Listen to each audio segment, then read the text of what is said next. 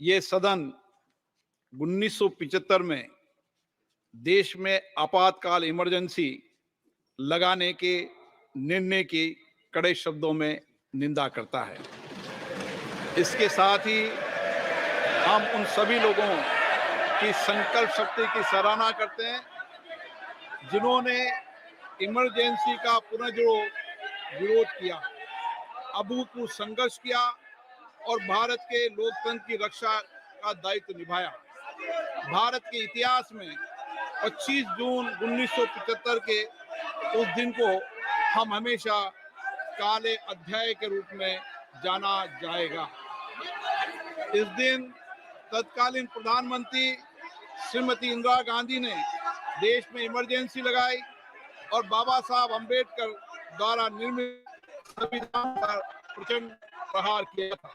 भारत की पहचान पूरी दुनिया में लोकतंत्र की जननी के तौर पर है।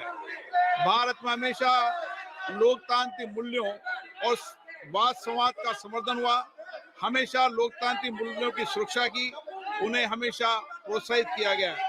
ऐसे भारत पर श्रीमती इंदिरा गांधी द्वारा तानाशाही थोप दी गई, भारत के लोकतांत्रिक मूल्यों को कुचला गया और अभिव्यक्ति की आजादी का गला घोटा गया। इमरजेंसी के दौरान भारत के नागरिकों के अधिकार नष्ट कर दिए गए, नागरिकों से उनकी आजादी छीन ली गई। ये वह दौर था जब विपक्ष के नेताओं को जेल में बंद कर दिया गया, पूरे देश को जेल खाना बना दिया गया। तब की तानाशाही सरकार ने मीडिया पर अनेक पाबंदियां लगा दी गई थी, न्यायपालिका की स्वतंत्रता पर अंकुश लगा दिया गया था। इमरजेंसी का वह समय हमारे देश के इतिहास में अन्याय काल का एक काला खंड था। आपातकाल इमरजेंसी लगाने के बाद उस समय कांग्रेस सरकार ने कई ऐसे निर्णय किए जिन्होंने हमारे संविधान की भावनाओं को कुचलने का काम किया।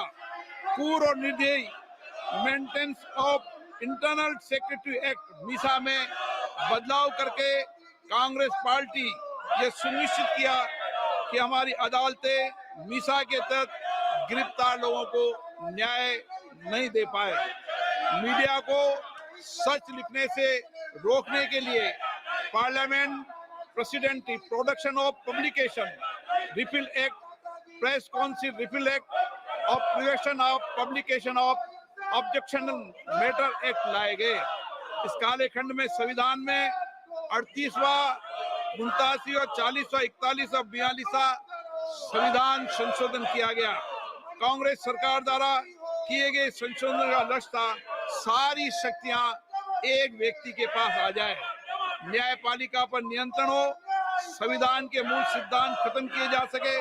ऐसा करके नागरिकों के अधिकारों का दमन किया गया और लोकतंत्र के सिद्धांतों पर आघात किया। इतना ही नहीं, तत्कालीन प्रधानमंत्री श्री इंदिरा गांधी ने कमिटेड ब्यूरोक्रेसी और कमिटेड जुडिशरी की बात कही, जो उनकी लोकतंत्र विरोधी रवैये का एक उदाहरण है। इमरजेंसी अपने साथी ऐसे असामाजिक और तानाशाही की भावना से भयंकर चुनौतियों को लेकर आई, जिसने गरीबी, दलित और वंचितों को तबाह कर दिया। इमरजेंसी के दौरान लोगों को कांग्रेस सरकार द्वारा जबरन थोपी गई अनिवार्य नसबंदी का, शहरों में अतिक्रमण हटाने के नाम पर मनमानी का और सरकार की कुनीतियों का प्रहार झेलना पड़ा। ये सदन उन सभी लोगों के प्रति संवेदना जताना चाहता है।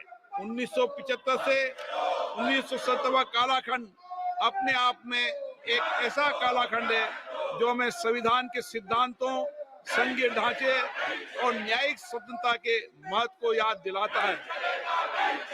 ये कालखंड हमें याद दिलाता है कैसे उस समय हम सभी पर हमला किया गया, क्योंकि जिनकी रक्षा आवश्यक है।